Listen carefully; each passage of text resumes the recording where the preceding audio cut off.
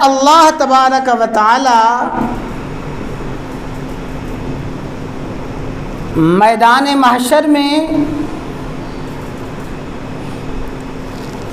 آپ کو یہ خصوصیت عطا فرمائیں گے کہ آپ کی شفاعت سے آپ کی سفارش سے آپ کی امت کے بے شمار اہل ایمان بغیر حساب کتاب کے جنت میں جائیں گے۔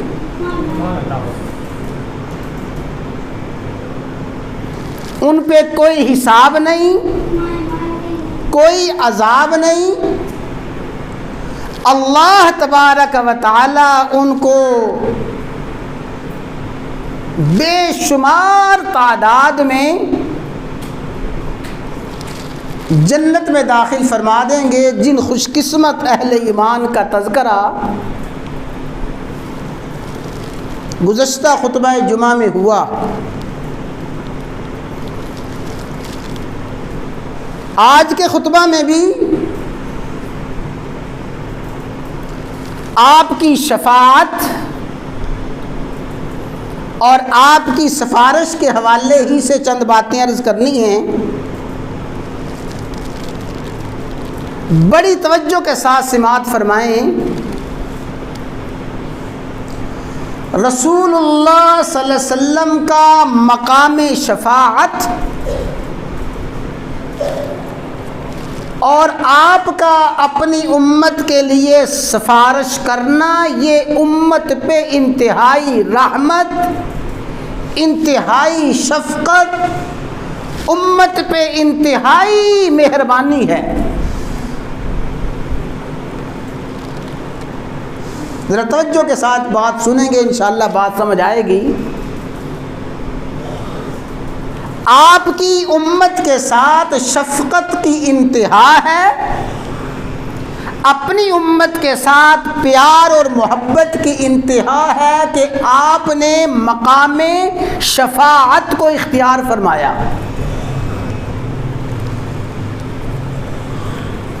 صحیح حدیث ہے، امام الانبیاء سید الانبیاء سید کائنات فخر موجودات محمد الرسول اللہ، بھائی سب کہہ دیں صلی اللہ علیہ وسلم نے ارشاد فرمایا، لِكُلِّ نَبِيٍّ دَعْوَةٌ مُسْتَجَابَةٌ۔ اللہ تبارک و تعالی نے ہر نبی کے لیے ایک مقبول دعا رکھی، یعنی اللہ تعالیٰ نے ہر نبی کو یہ اختیار دیا کہ اے نبی، آپ اپنی حیات طیبہ میں جو دعا کریں گے، اللہ اس بات کی ضمانت لیتے ہیں کہ آپ کی ان تمام دعاؤں میں سے ایک دعا کو لازماً قبول فرمائیں گے۔ لِكُلِّ نَبِيٍّ دَعْوَةٌ مُسْتَجَابَةٌ، ہر نبی کو اللہ تعالیٰ نے ایک مقبول دعا عطا فرمائی۔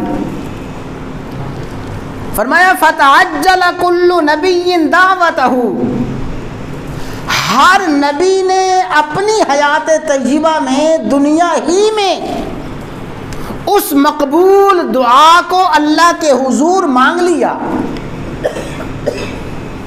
اللہ نے جو دعا اپنے ہر نبی ہر رسول کی قبول فرمانی تھی، ہر نبی اپنی زندگی میں اپنی حیات طیبہ میں وہ دعا مانگ چکے۔ فرمایا لیکن میں نے وہ دعا نہیں مانگی، میں نے وہ دعا نہیں مانگی۔ انی اختبأت دعوتی، میں نے اس دعا کو پوشیدہ اور مخفی رکھا ہے، میں نے اس دعا کو مؤخر کر دیا ہے۔ حالانکہ رسول اللہ صلی اللہ علیہ وسلم وہ مقبول دعا اپنی ذات کے لیے مانگ سکتے تھے، وہ مقبول دعا اپنی ازواج کے لیے مانگ سکتے تھے، وہ مقبول دعا اپنی اولاد کے لیے مانگ سکتے تھے، اپنے اہل بیت اطہار کے لیے مانگ سکتے تھے، اپنے اصحاب کے لیے مانگ سکتے تھے۔ فرمایا اللہ نے جو مقبول دعا میرے لیے رکھی ہے، اللہ نے گارنٹی دی ہے کہ محبوب میں نے آپ کی دعا قبول کرنی ہے، ابھی تک میں نے وہ دعا نہیں مانگی، ان اختبأت دعوتی، میں نے اس دعا کو مخفی رکھا ہے اور وہ دعا میدان محشر میں اللہ کے حضور کروں گا۔ وہ دعا کیا ہے؟ شفاعۃ لامتی، اپنی امت کے لیے سفارش کروں گا، اپنی امت کے لیے شفاعت کروں گا۔ اللہ نے ہر نبی کی دعا کو قبول فرمایا ہے، وہ جو میری دعا ہے وہ میری دعا اللہ تعالیٰ قبول فرمائیں گے۔ وہ قبولیت کی شکل یہ ہوگی، میں اپنی امت کے لیے سفارش کروں گا، سبحان اللہ، اپنی امت کے لیے شفاعت کروں گا اور اللہ تعالیٰ میری سفارش کو، شفاعت کو قبول فرمائیں گے۔ اور دوسری حدیث سنیں، صحابہ کرام فرماتے ہیں کہ ایک سفر اور ایک غزوہ کا موقع تھا، سفر جاری تھا، ایک مقام پہ ہم نے سارے کے سارے قافلے نے پڑاؤ کیا۔ جب صبح ہوئی تو رسول اللہ صلی اللہ علیہ وسلم نے فرمایا اپنے صحابہ کو مخاطب کر کے، اتدرون ما خیرنی رب اللیلہ، اے میرے صحابہ تمہیں پتہ ہے کہ آج رات اللہ تعالیٰ نے مجھے کیا اختیار دیا ہے؟ تم جانتے ہو اللہ نے آج رات مجھے کیا اختیار دیا ہے؟ قلنا اللہ ورسولہ عالم، صحابہ کرام نے عرض کیا اللہ ہی جانتے ہیں، جو اختیار دینے والے ہیں اس کے رسول جانتے ہیں، جن کو اختیار ملا ہے، ہمیں نہیں پتہ۔ تو فرمایا خیرنی ربی لیلا، اللہ نے آج رات مجھے اختیار دیا۔ کیا اختیار دیا؟ خیرنی، اللہ نے میرے سامنے دو چیزیں رکھی، اے میرے حبیب ان دونوں چیزوں میں آپ ایک چیز کو پسند کریں، میں آپ کو دے دوں گا۔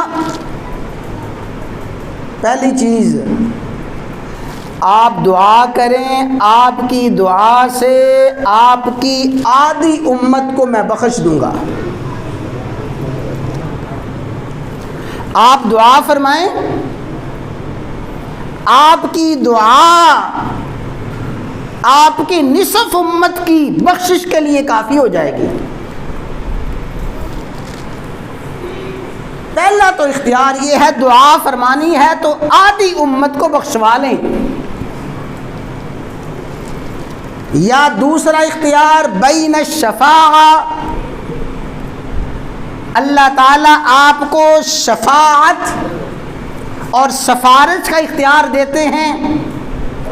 آپ اپنی امت کے لیے سفارش کریں، اپنی امت کے لیے شفاعت کریں، میں رب آپ کی سفارش کو قبول فرماؤں گا۔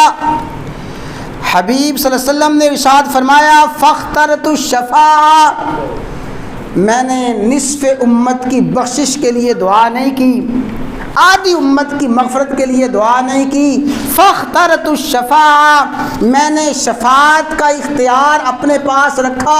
یا اللہ مجھے آدھی امت بخشی بخشائی نہیں چاہیے، مجھے تو سفارش چاہیے، اس لیے کہ لِأَنَّهَا أَعَمُّ وَأَكْفَى، لوگوں سفارش آدھی امت کی بخشش سے بھی زیادہ عام ہے، آدھی امت کی بخشش سے بھی زیادہ ہے۔